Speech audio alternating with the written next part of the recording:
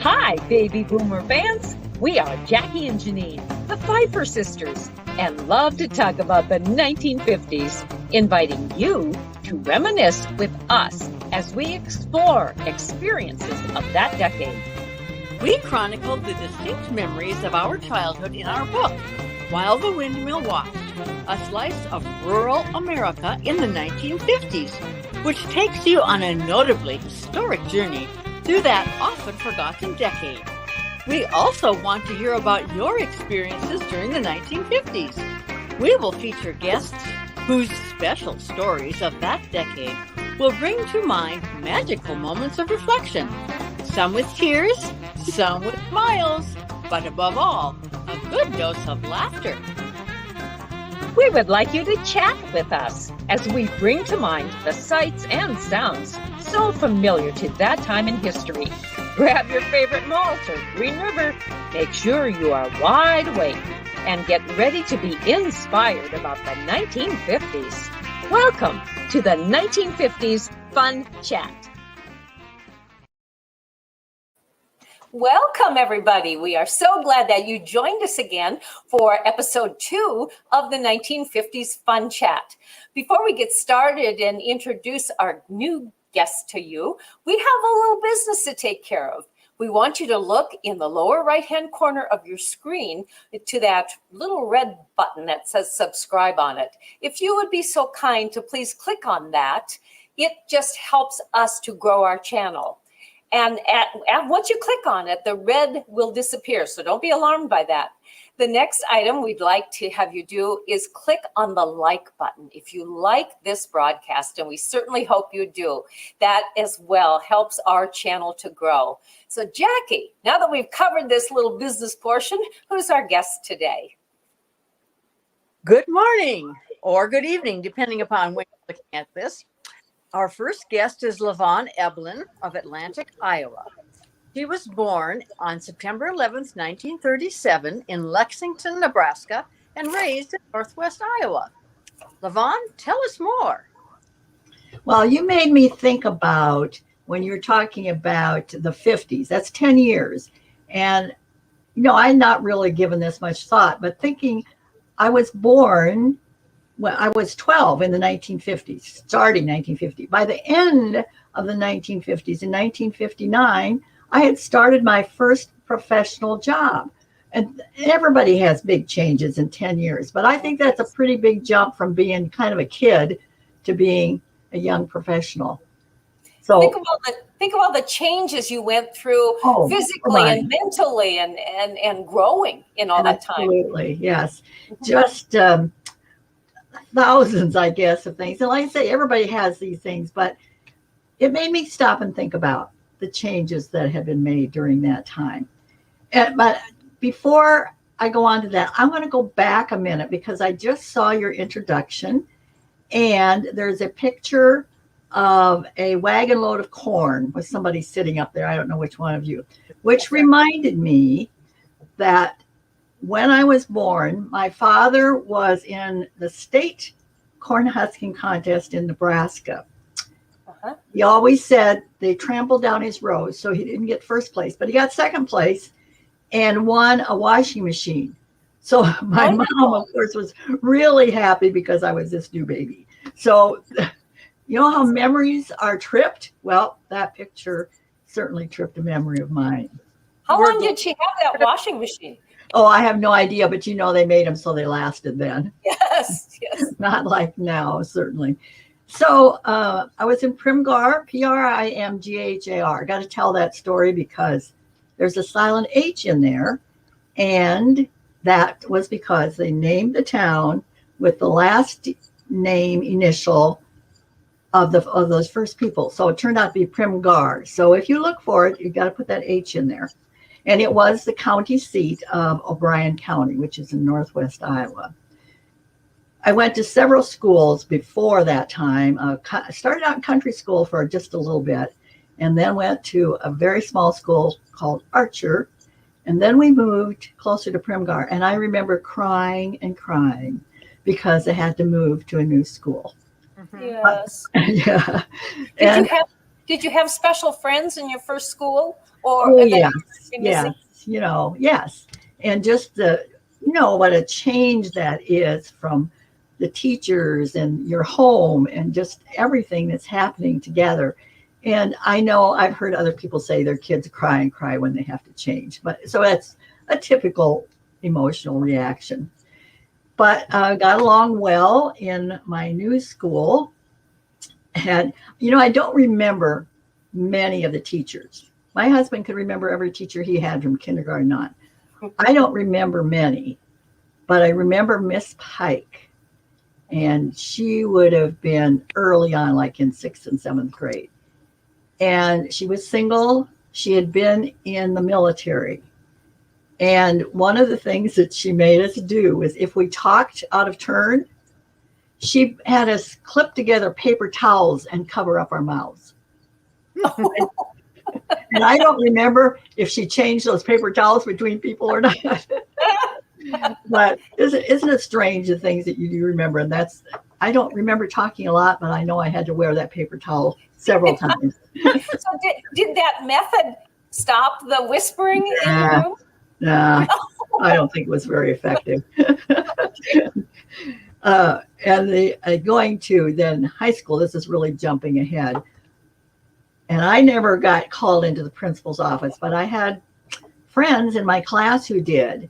Well, when you got called to the principal's office, he had that fraternity paddle on his wall. Ooh. And he used it. Wow. Now he'd get arrested. And I don't know that I think it was mostly boys, of course. He didn't do that to girls. I think he just gave them one good whack on the bottom. They just had to bend over and that was it. So it wasn't like a beating, but that's the way it was done. So, and what was happening in high school at that time? What was the mood of the school? How did you dress for classes that day? Okay, before I do the fashion thing, I want to mention one of the big things that I remember happening in high school was they brought a big TV, well, big for that time, TV into the room where we all gathered to show the World Series. And that was a really big thing. I'm sure there were some people didn't have TVs at home. Right. And here we were watching the World Series on TV. Cool. Wow. Was it That's great? Amazing. It was, amazing. Yes. And, everybody can watch it. And yeah, I don't remember which one it was, who played or any of that. It wasn't into that. But the big deal was getting to see it on TV and at school. Was that of interest to girls as much as it was to boys? I don't know, but probably not. We didn't talk about who was winning and so on. We were more interested actually in football because we had a really good team. Now, when I graduated, there were 21 people in my class. So you can imagine that it took everybody in high school to play football. But we had a really good team, won the conference, however big that was. And we had two guys on that team. Well, there were a lot of good players, but two that stood out. The quarterback, of course, always stands out. But we had this other guy who was very small. And he could dash in and out and catch those throws. And, it was just outstanding. So that was fun to have those folks in my class be really outstanding players on that football team. LaVon, did your high school also have a baseball team? I'm sure they did, but they must not have done very well because I don't remember them at all. Okay. Were any girls' sports in high school available? We started a basketball team when I was either a junior or senior. And it was the superintendent who started that. And I must have been a junior because we got to go to the state basketball tournament in Des Moines. Mm-hmm. Sat way up in the bleachers, but anyhow, we got to go. Mm-hmm. And we didn't win hardly any games. It was a new thing to all of us, but pretty exciting. You bet. Yeah. Well, Iowa high school girls basketball is a phenomenon. Yes. In this state. Yes. It goes back many, many decades. Right. Great great story. So yes, we were kind of behind times in terms of getting started in the 50s, but it still was a great opportunity. And other people have lots of stories. So Janine, you mentioned fashion. Yeah. Thinking about that time, we started out with thinking about those big, usually circle skirts, big full skirts, and sort of ended up at the end in 59. I remember going shopping for something to take to college, and it was that slim pencil skirt with a matching sweater and cardigan. It was kind of a bright rosy color. Yeah, I can see that in my mind of what that looked like. So we really went from one kind of thing to another in high school for sure. And of course, those skirts had lots of crinolines under them. Yes. And a lot of you will think about, oh yeah, there had to be a poodle on the skirt. Oh, sure. Now, I didn't have a poodle on my skirt, but I had friends who had those big full skirts with the poodle on them. It was great fun. Did you wear a ponytail? Oh no, I don't think I ever had not long enough hair that now you just pulled it back and did it anyhow. But no, I didn't. So, what about a scarf around the neck with a blouse? Yes, or a bow of some kind. That was sort of the Coco Chanel era. When they had kind of the slim skirt, but a boxy jacket, and then the blouse had to have a bow on it. So that was kind of the in thing. Yeah. And I can remember clips too that were worn. You had a little clips on each side with a chain to hold the sweater together. Did you have something like that also? Yes, I'm sure. Seems like I'm remembering one, and I'm not sure I had it then or a little later, but it had a little fur on each clip. That was the decoration. Older gals, like on our babysitter. Yes.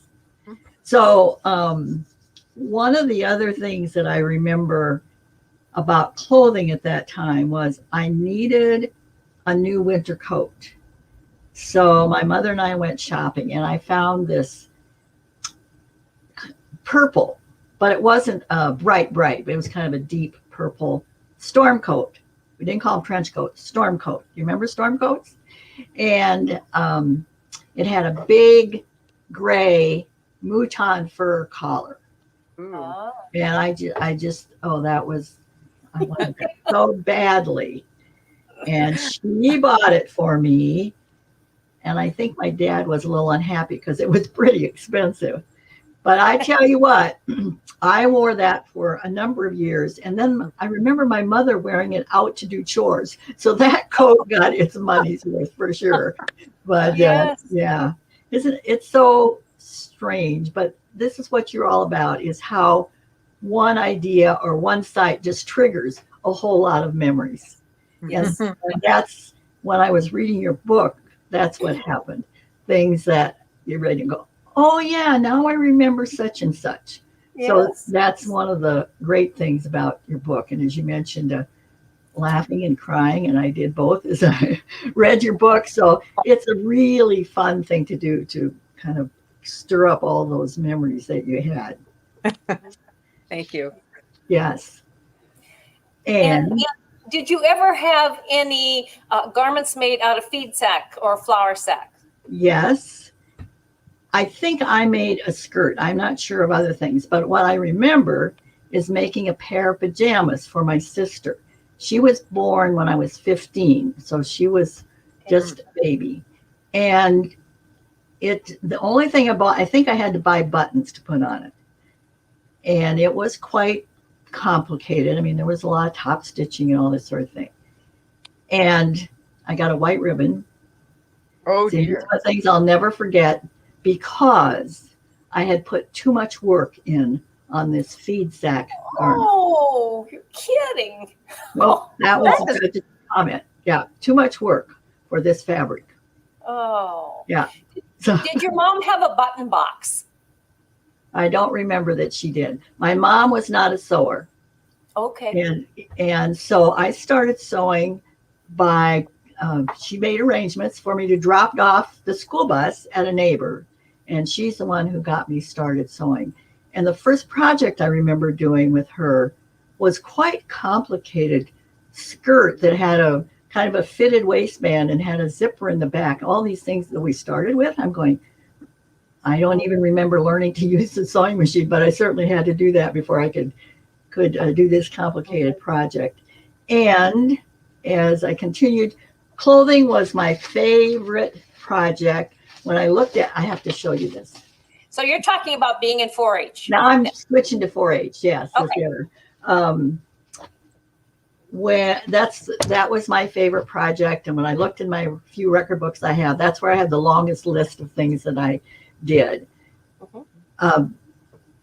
So because I continued to progress, my parents bought me a sewing machine. We didn't even have a sewing machine at home. So that was one of the things that they could see that I was, doing well and liking that. And so I got a sewing machine. So that was pretty good. But think about that neighbor. I don't know how many girls she helped sew, but she was wonderful that got us started. Was she your 4-H leader? No, she was not. Okay. And as I recall, she was more like a grandma, a little bit older. That's, again, my recollection. But changing from school to 4-H, I think 4-H was a major player in my life. I think it determined my future profession. So it from the beginning. But I didn't get to join 4-H until I was 12, 1950 or 1949, 50 was my first year in 4-H. At that time, Iowa State agriculture was related to Farm Bureau. There was a tie between the two. And I remember being told, and I'm not sure if this was the exact date, but I couldn't join 4-H because my parents were not members of Farm Bureau. Oh, my. So finally, either that was changed sort of in the neighborhood or whatever, but finally at 12, I got to join 4-H. And it was a miracle, actually, when you think about it. And you both were 4-H members, right? Yes. Yes. So when you go back and think about that, you think about how 4-H influenced your life and made a big difference in your life. And absolutely. Yes. And as I extension home economist and taught lots of sewing, guess what? Lots of sewing, but a lot of other things too. And I think, yes. Tell us about the 4-H program back then in the 50s and the projects that you could take each year. Okay. I showed you the clothing book. That was 1 year. Home furnishings was another year. And food and nutrition, did we call it? Yes, we did call it food and nutrition for the only projects. Well, unless you were going to have beef, which girls didn't do. No, girls. Home and back then, was there were two clubs in your area, a boys club and a girls club? Yes. Yes, for sure. Yes. And what else associated with the project that you took that year did you learn or did you do to fulfill those project requirements? One of the things in the record book related, again, I'm going back to clothing because that was where I did the most, was that it asked you to list your wardrobe, to do an inventory of your wardrobe, and it was listed in the book. And then it says, what do I need? So it was helping you see, take a look at what you had and what you needed and what the cost of it would be. And as I looked to some of the costs, it was like several dollars. We're not talking 110 for a pair of jeans. It was like $2 for a blouse or something like that. So there were those kinds of records. And then in that same record book was what kinds of meals did you prepare? Did you do any meal management? And so it related to the other projects, but that's not where you put your emphasis for sure. Was there a 4-H fashion review then? Yes. And I won that. Oh, good for you. Yeah. What was the garment like? It was a black and blue plaid. So we're talking about matching plaids. It had a deep V, but then we put a little white dicky on it. I think it had a little flat bow at the top. You bet. And I have a picture. Explain what a dicky is.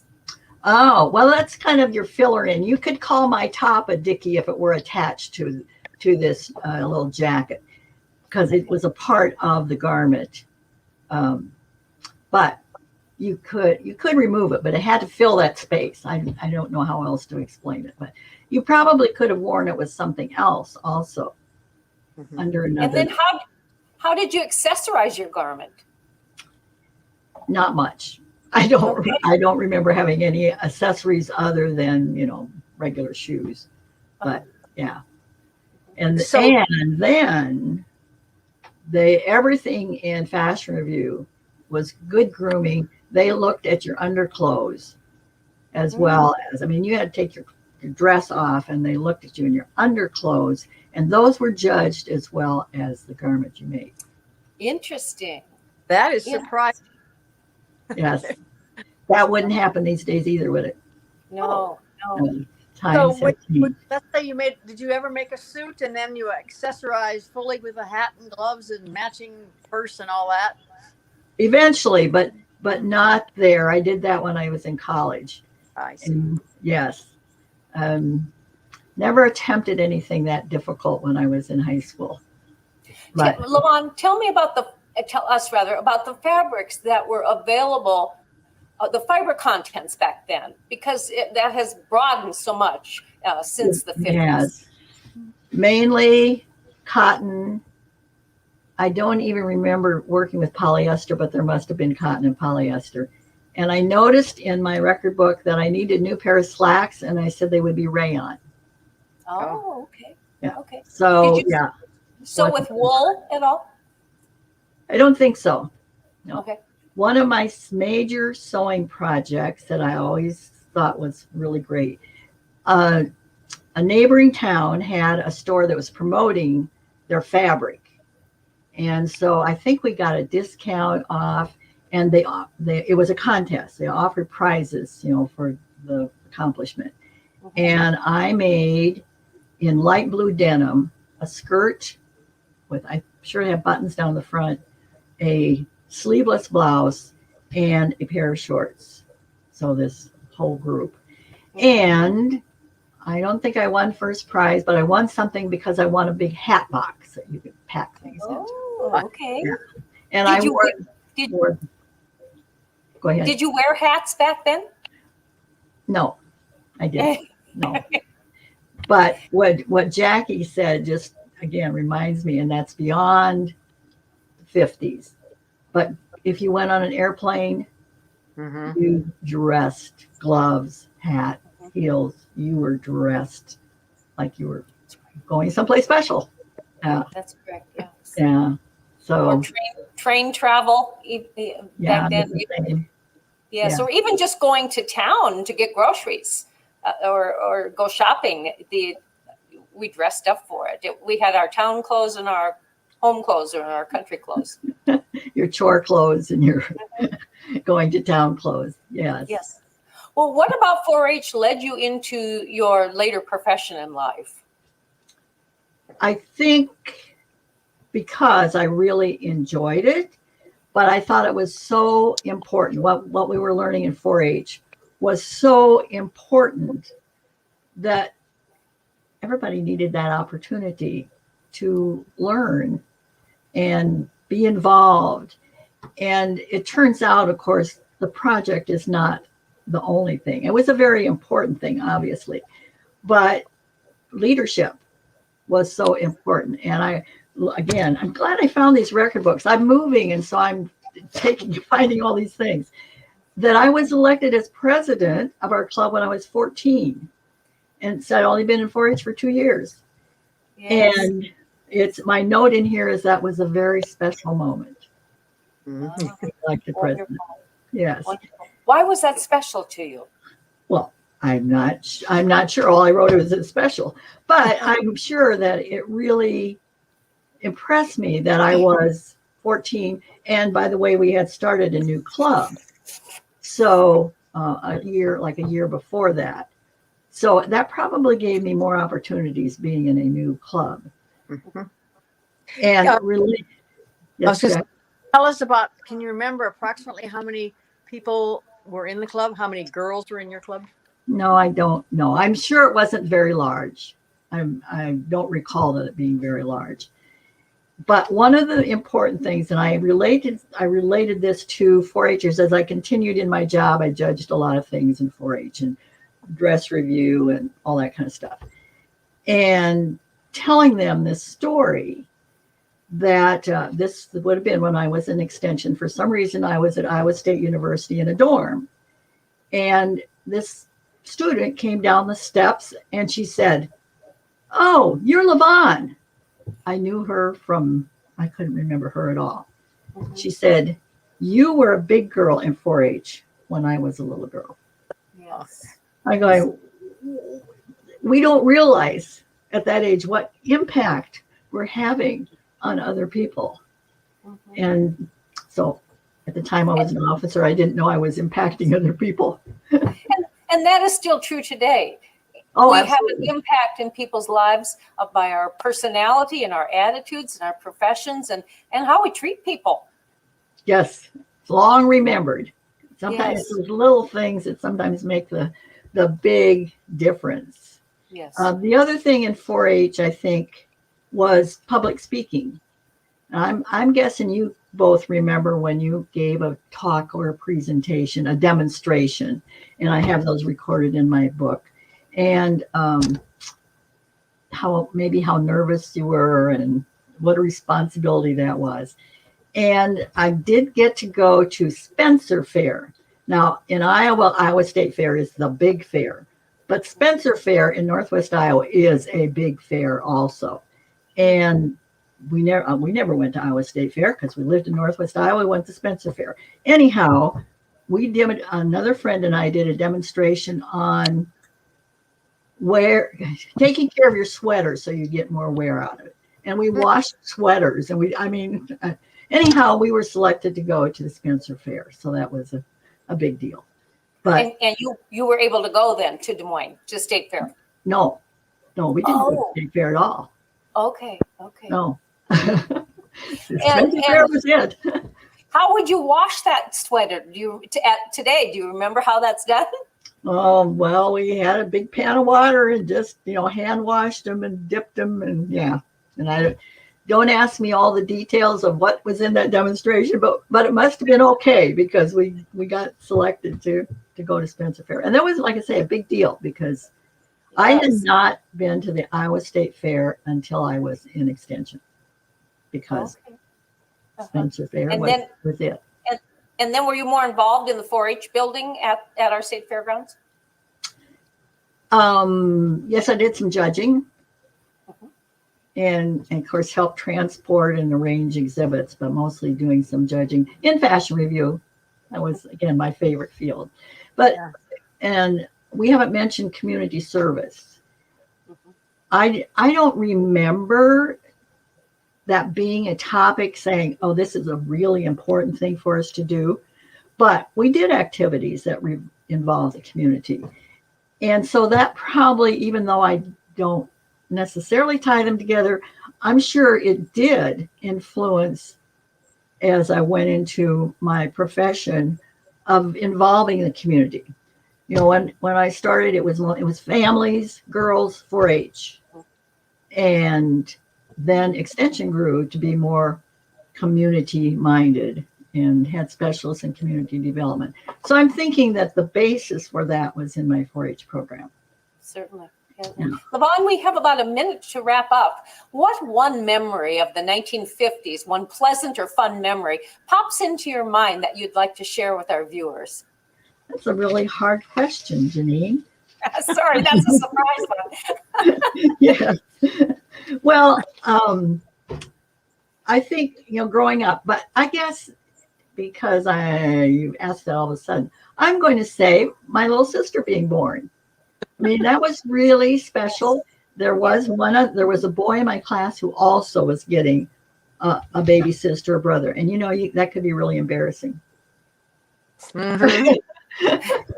but we, I helped take care of her. I helped raise her till I went off to college, and now we're best friends.